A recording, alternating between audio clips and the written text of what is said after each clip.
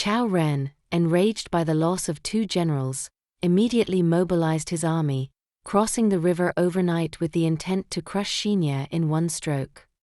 At this time, Xu Fu, the alias of Xu Shu, returned from victory and told Liu Bei, Cao Ren is camped at Fancheng.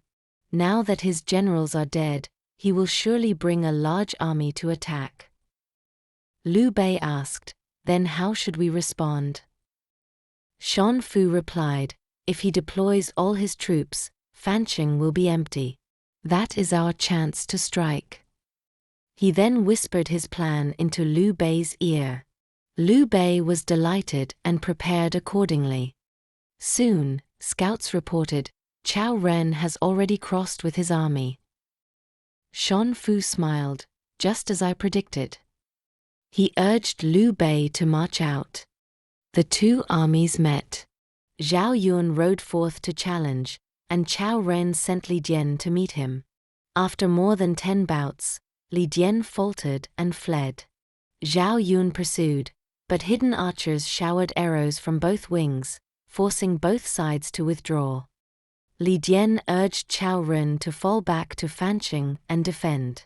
Cao Ren, furious at his words and his retreat, nearly executed him, but spared him at his officers' pleas, demoting him to the rear while he himself led the front. The next day, Cao Ren set up a great formation and asked Liu Bei, do you recognize this array? Xu Fu observed from high ground and laughed, this is the 8 gates golden lock formation.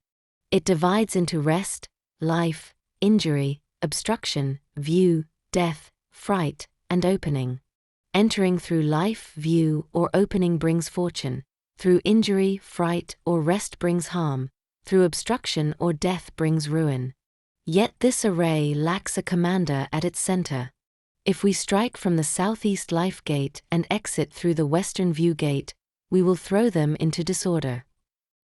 Following this plan, Liu Bei ordered Zhao Yun with 500 men to charge from the southeast and break out westward, then circle back. The formation collapsed, and Liu Bei led a full assault. Cao Ren's forces were routed. Shamed by defeat, Cao Ren finally admitted Li Dian's judgment was sound and worried for Fancheng. That night he resolved to strike Liu Bei's camp by surprise.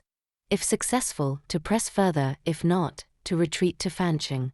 Li Dian strongly advised against it. Liu Bei will be ready. Do not take such a risk. Cao Ren, however, rebuked him, your suspicion hinders strategy, and insisted on the attack. That night, as Liu Bei and Xu Fu discussed in camp, a wild wind arose. Xu Fu smiled, Cao Ren will surely come tonight.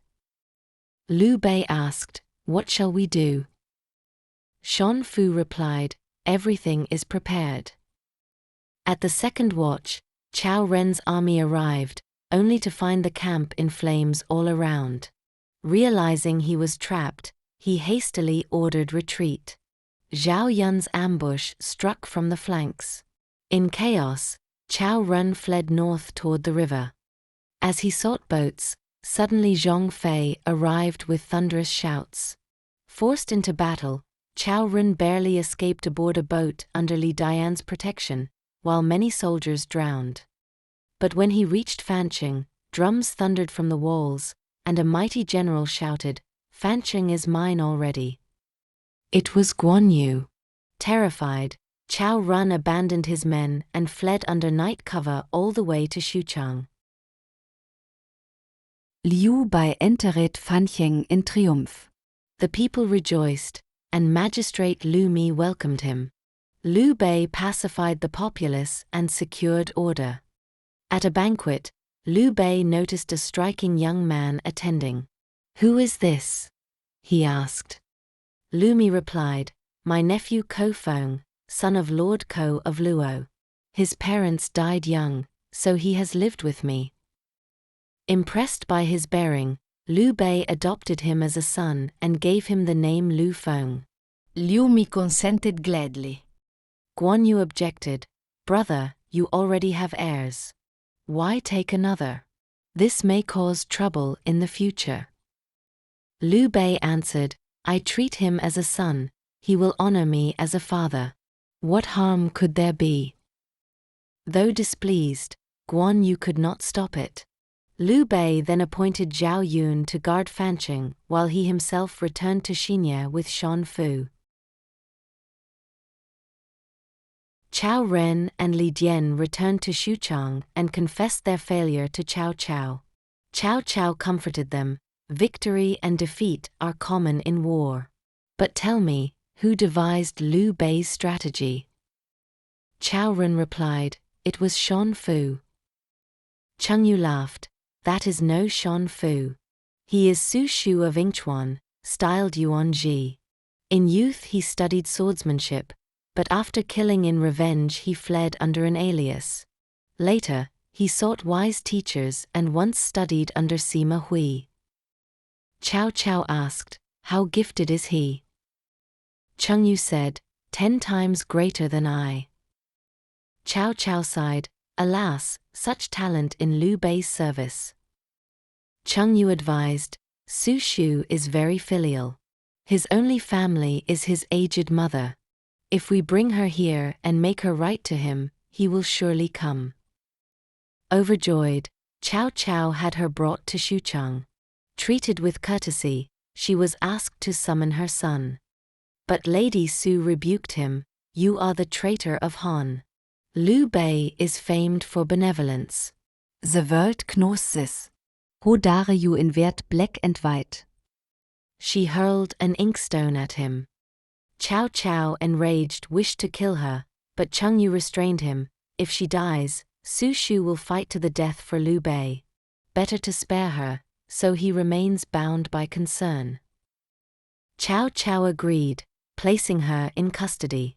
Secretly, Cheng Yu forged a letter in her hand and sent it to Xinye. When Xu Shu opened the letter, he wept bitterly and confessed to Liu Bei, I am truly Xu Shu, styled Yuan, and took the name Xu Fu while in flight. Now my mother is captive in Xuchang, and her hand calls me home. I cannot disobey. Liu Bei, moved to tears, replied, a son's duty is sacred. Do not worry for me. Xu Shu wept and prepared to leave. Officers begged Liu Bei to stop him. If he goes to Cao Cao, he will be given high office. This will harm you. But Liu Bei said firmly, to slay his mother and keep the son is inhuman. To sever him from his mother is unrighteous. I would rather die than act against humanity and justice. Grateful, Xu Shu promised, though I must go, I will never offer Cao Cao a single plan. They parted in sorrow. As Xu Shu departed, he suddenly returned and told Liu Bei, in Xiangyang at Longzhong lives a man of unmatched talent, Zhuge Liang, styled Kongming, known as the Sleeping Dragon. He surpasses me in every way. If you can gain him, you may rule the realm. Overjoyed, Liu Bei vowed to seek him out.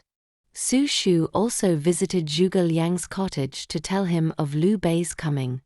Zhuge Liang sneered, do you take me for a sacrificial offering? And went inside. Ashamed, Xu Shu left for Xuchang. As the saying goes, for a friend's sake, one word to aid a lord. For a moter's sake, a thousand miles to return home. What will follow, we shall see in the next chapter. Summary. In this chapter, Cao Ren twice attacked Xinye but was thwarted each time by Xu Fu, Xu Shu's brilliant strategies. Not only did he lose soldiers and generals, but even Fancheng fell to Liu Bei. Cao Cao, learning that Xu Shu was the mastermind, sought to capture his loyalty by coercion, seizing his mother. Bound by filial duty, Xu Shu left Liu Bei despite their deep bond. Before departing, Xu Shu swore never to offer advice to Cao Cao, and more importantly, recommended to Liu Bei the extraordinary recluse Zhuge Liang, the Sleeping Dragon. This marked a turning point in history. Though Liu Bei lost one strategist, he was directed to the man destined to shape the fate of the realm. Knowledge points. 1.in the novel, Shan Fu, Xu Shu, defeats Cao Ren's 8 Gates Golden Lock formation, with clever interpretation. Historically, such formations are mostly Daoist or later military legends. Real formations in the Three Kingdoms were practical troop deployments, not mystical arrays. 2. Historically, Lu Feng was indeed Liu Bei's adopted son, but later he clashed with Zhuge Liang and was ordered to commit suicide. The detail of adopting him at Fancheng is likely a novelistic embellishment. 3.in history, Records of the Three Kingdoms attributes the famous saying Sleeping Dragon and Young Phoenix to Sima Hui. While Xu Shu and Zhuge Liang were contemporaries, there is no record that Xu Shu personally recommended him at this moment.